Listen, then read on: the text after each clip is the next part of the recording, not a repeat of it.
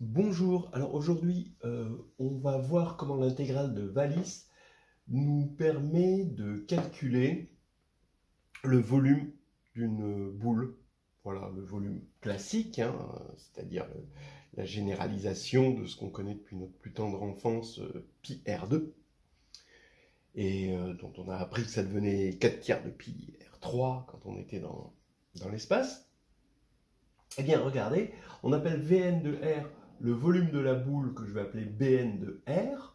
Alors R c'est un rayon, hein, a priori positif ou nul, et Bn de R c'est l'ensemble des n uplets de Rn, hein, tel que la somme de xi carré, pour i allant de 1 à n, est inférieure ou égale à R au carré.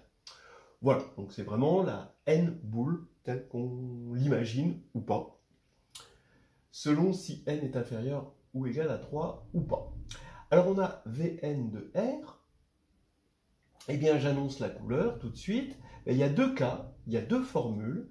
En fait, si n est égal à, si n est pair, donc la forme 2m, eh bien ça va être pi m sur factoriel m r puissance 2m, et si n est impair, donc n égale 2m plus 1, ça va être une formule un peu plus compliquée, hein, 2 puissance 2m plus 1, factoriel m, pi puissance m, 2m plus 1 factoriel, et r puissance 2m plus 1.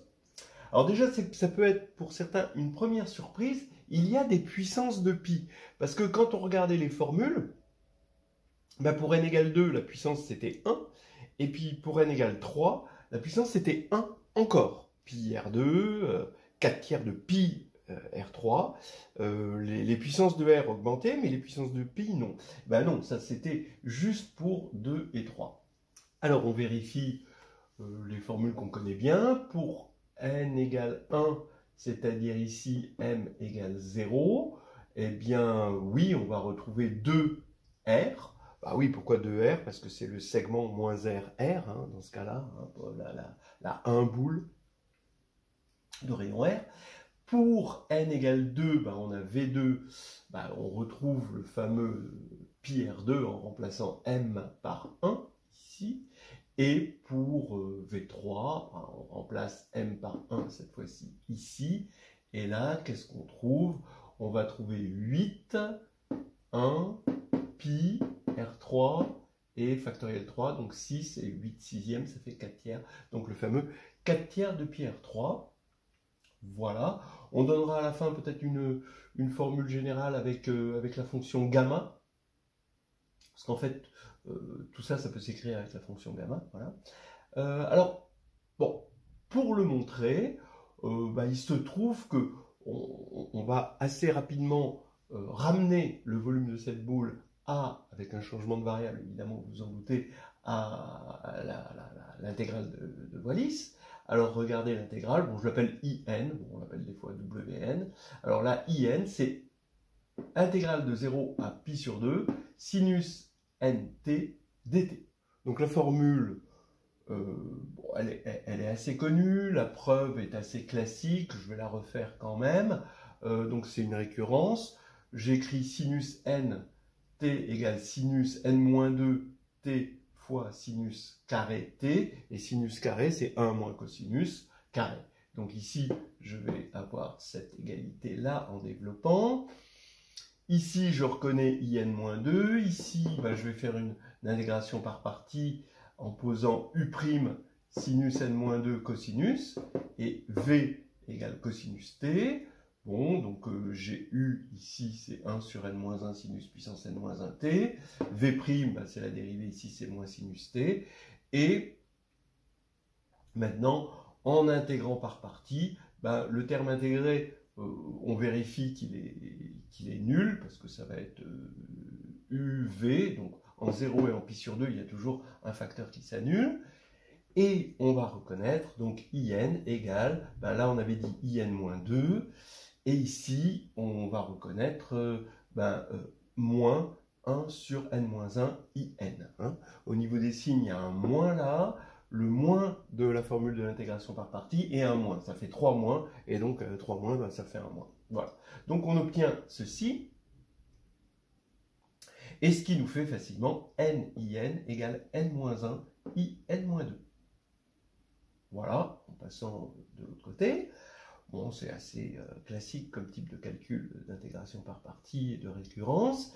Là, astuce, on va multiplier par in-1 à gauche et à droite pour remarquer que n-in in-1 est égal à n-1 in-1 in-2.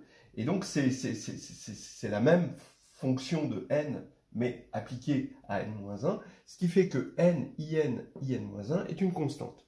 Voilà, ça c'est quand même assez excellent.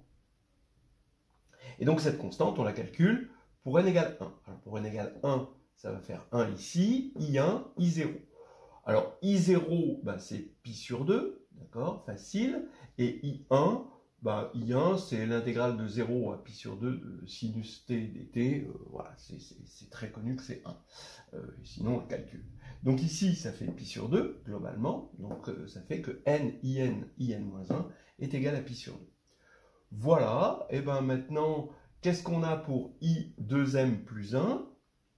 Ben, si je pars de in égale n-1 sur n fois in-2 en partant de 2m plus 1, ça veut dire que je vais de 2 en 2. Comme là, je suis sur un impair, je vais arriver sur un impair, avec des termes pairs à chaque fois au numérateur et des termes consécutifs impairs ici au dénominateur. Ça va me faire ceci. Et là, l'astuce aussi classique, c'est de multiplier par le numérateur pour reconnaître ici factoriel 2m plus 1. Et ici, on va avoir 2m carré, 2m moins 2 au carré, etc., 2 au carré. Et donc ici, on va avoir le dénominateur, bon, I1 fois I1, mais I1, on a dit que c'était 1, d'accord? Et là, au numérateur, on va avoir 2 puissance 2m, facteur de factoriel m au carré, donc en mettant à chaque fois 2 en facteur, hein, m fois. Et ici, on garde le factoriel 2m plus 1. Alors voilà pour i indice 2m plus 1, et pour i indice 2m, ben, on utilise cette formule-là, donc ça, pour n égale 2m plus 1, donc on va avoir 2m plus 1, i 2m plus 1, alors déjà, il y a un 2m plus 1 qui va s'éliminer, il va rester factoriel 2m,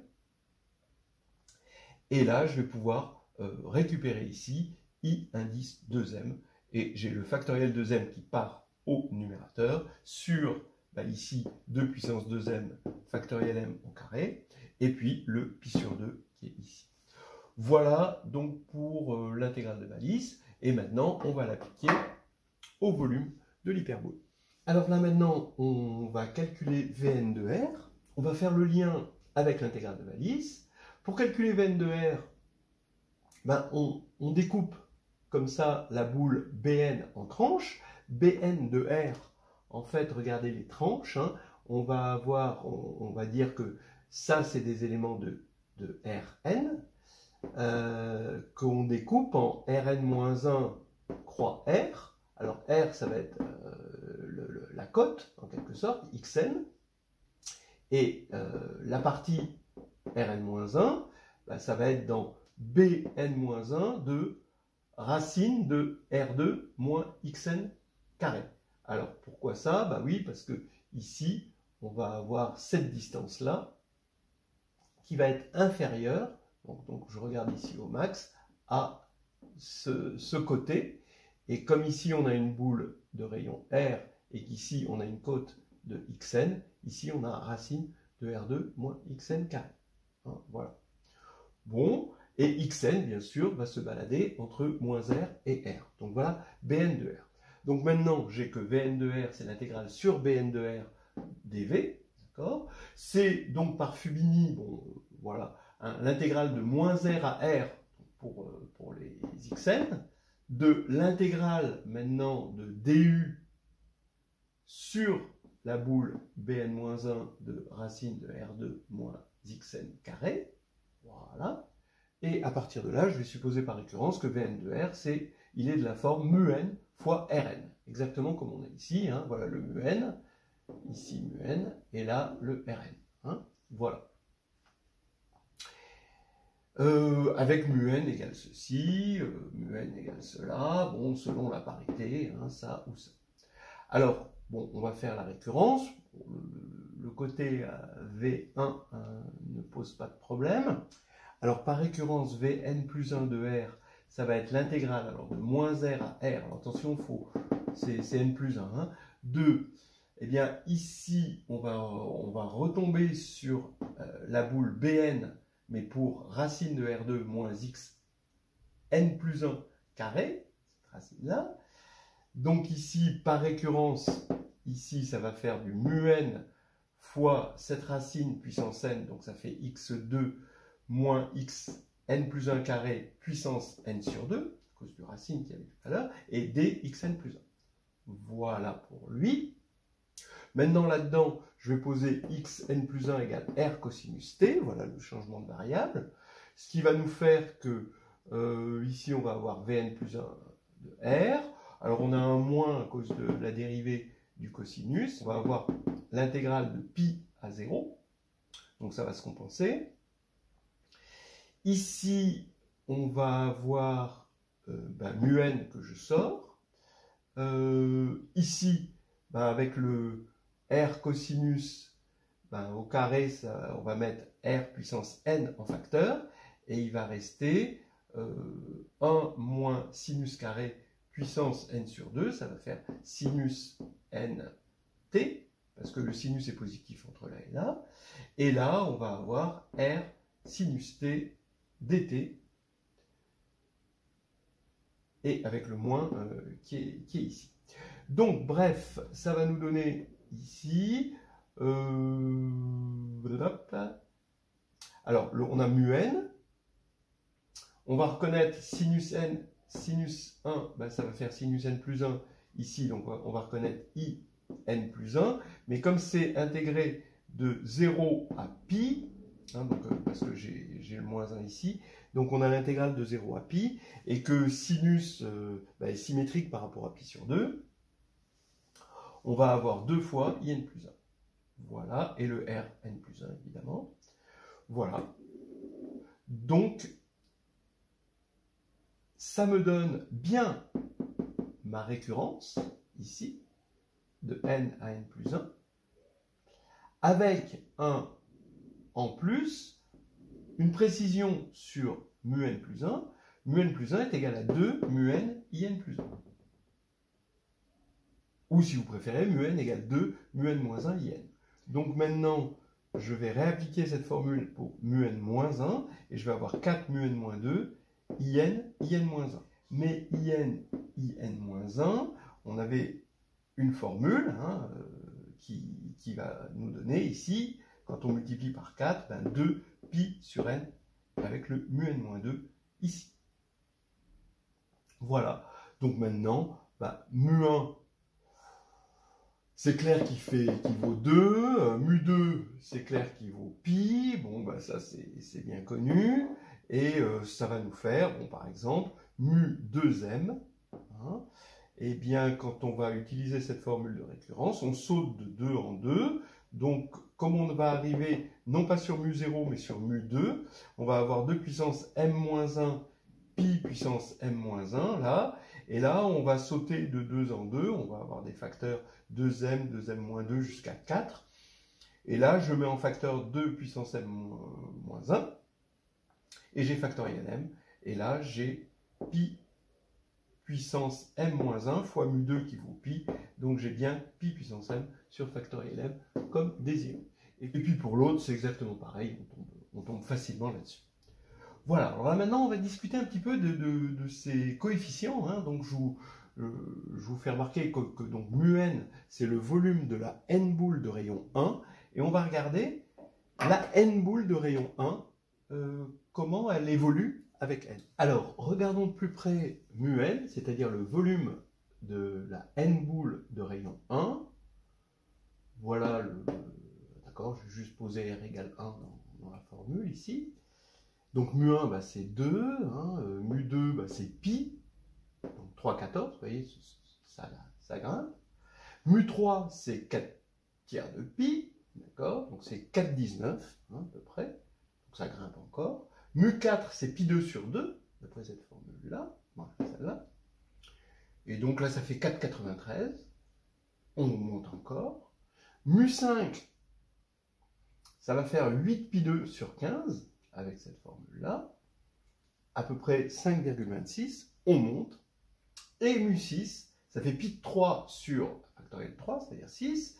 Et là, bah là, ça déçoit, ça descend. Et bien là, ça fait 5, 16. Et après, ça ne fait que descendre. Mu7, ça fait 16 pi de 3 sur 105, ça fait 4,72. Et ça amorce la descente vers quoi? Bon, alors justement, vers quoi? Vers quoi va tendre la boule, la N-boule de rayon 1? On voit bien que cette N-boule, elle s'inscrit dans un hypercube, hein, qui est lui de volume respectable, hein, parce qu'il est de longueur 2, donc ça va être 2 puissance N, hein, son volume. Et on imagine que la boule, ouais, c'est pas l'hypercube, mais presque. Et pourtant, elle est en train de s'en éloigner. Hein, là, ici. Ici, c'était exactement l'hypercube. 2 sur 2, ça fait 1. Là, ici, quand on divise par 4, ben, on voit qu'on perd un peu par rapport au carré. Et puis là, on va diviser par 8, on perd beaucoup. Et en fait, vous allez voir ce qui va se passer. Regardons la formule. On prend mu n. On avait dit que c'était 2pi sur n, mu n moins 2. Donc en prenant le log, ça fait log de mu n moins log de mu n moins 2 est égal à log de 2pi sur n. Donc maintenant, en additionnant tout ça, donc ça, je dis 2pi sur n, ça fait pi sur n sur 2. Comme ça, log de mu n, ça fait log de pi sur n sur 2. Ensuite, on va avoir voilà, log de plus log de pi sur n sur 2 moins 1, etc. Plus, et puis on descend. Hein, voilà. Et c'est-à-dire que je suis en train de regarder ce log de mu n comme une série. Voilà, et on se convainc que cette série va être équivalente à l'intégrale de 1 à n de log de pi sur t sur 2. Hein, voilà. Donc 2pi sur t. Et ça, cette intégrale, on voit bien qu'elle va tendre vers moins l'infini. Hein. Donc log de mu n tend vers moins l'infini et mu n tend vers 0. Voilà. Et là, on arrive à cette conclusion consternante que le n volume de la n boule tend vers 0 avec n. C'était pas du tout ce qui correspondait à notre imaginaire, en tout cas pas au mien. Hein, d'accord, la boule se pince.